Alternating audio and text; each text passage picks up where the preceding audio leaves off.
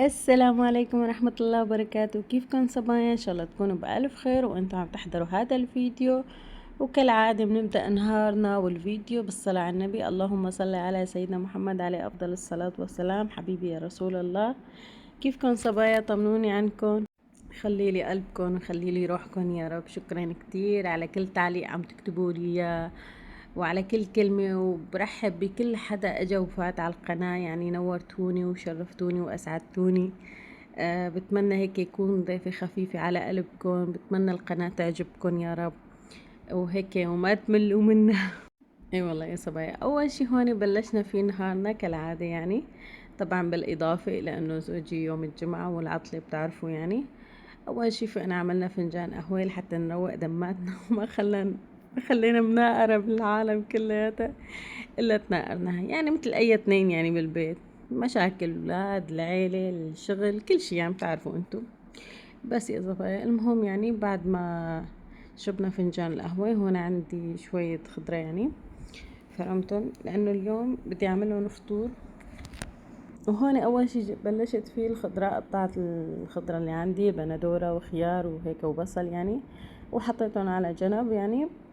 وجبت عندي الطواية، بدنا نساوي اليوم يعني فول بما انه يوم الجمعة يعني وعطلة، فلازم هيك ندللهم يعني. الحلبية ما بحسن اذا ما فطروا اليوم يوم الجمعة فول او مامونية. اي والله يا صبايا.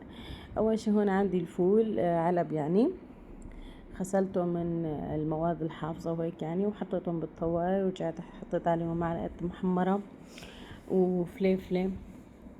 وبعدين كمان حطيت ملح وملح ليمون وحبتين توم يعني، وتركتهم هيك شوي رست فيهم.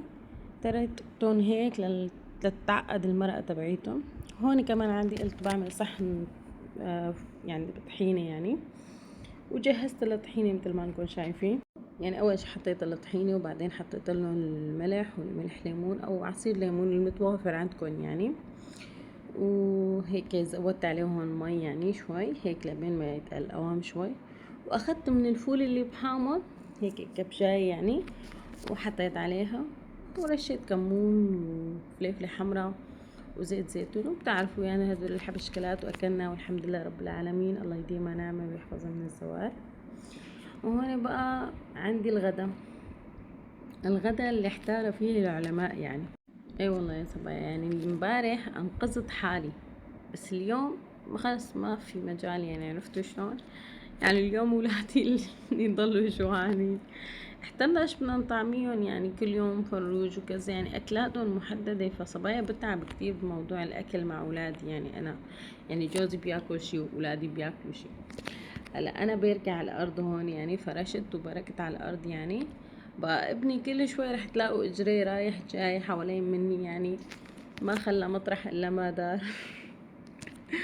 اي والله يا صبايا، وصاير عم بقر كتير يعني، عم بيحكي كتير يعني وطلباته ما بتخلص. المشكلة لا بياكل ولا بيشرب ولا شي، بس هيك بقضي طول الوقت بيسألك، بيحكي كتير يعني فوق ما بتتخيل يعني. قدين هلا عم بحكي لسه بيحكي أكتر مني. وهون يا صبايا بلشت بالغدا يعني. عندي هون غسلت الخضرة مثل ما نكون شايفين، وجيت بقى هون فرشت على الأرض، وقلت يعني خلص بفرم الخضرة يعني وأنا قاعدة، لأنه شغلتي طويلة مثل ما بيقولوا يعني. وهون عندي الكوسات فرمتهم، وبعدين رجعت البطاطا، وبعدين الباذنجان والبندورة، وحبيت بصل. انا بالعاده بصراحه ما بحط بصل، بس ما بعرف هالمره خطرت على بالي انه احط بصل يعني، جكر باختي بما انه هي ما بتاكل بصل. اي والله يا صبايا، يعني طبختنا اليوم رح تكون لحمة بالفرن او خضار مشكلة، او ما بعرف انتو كيف بتسموها، ما بعرف حسب كل واحد. وقلت لكم انه ابني طول ما انا عم بطبخ او عم بشتغل عم بيلف حوالي، ما بعرف ايش القصة، وكل شوي يسألني ورد عليه اقول له ايه ماما اي ماشي والله يا تمام صبايا، مثل يعني ما صدقا بدك. جنني يعني. المشكلة لما بكون أنا بشتغل ما بحب حدا يعني هيك يحكي معي أو كذا، خلص هيك بركز بالشغل كتير منيح. عرفتوا علي شلون؟ فابني صاير عم بيحكي ما عم بقدر رد عليه.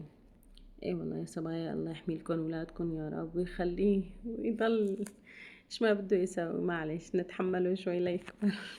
مو كتير يعني. اي والله يا صبايا، بعد ما هون خلصت فرم الخضرة يعني، وكان هون عندي باقي البندورة كمان فرمتن.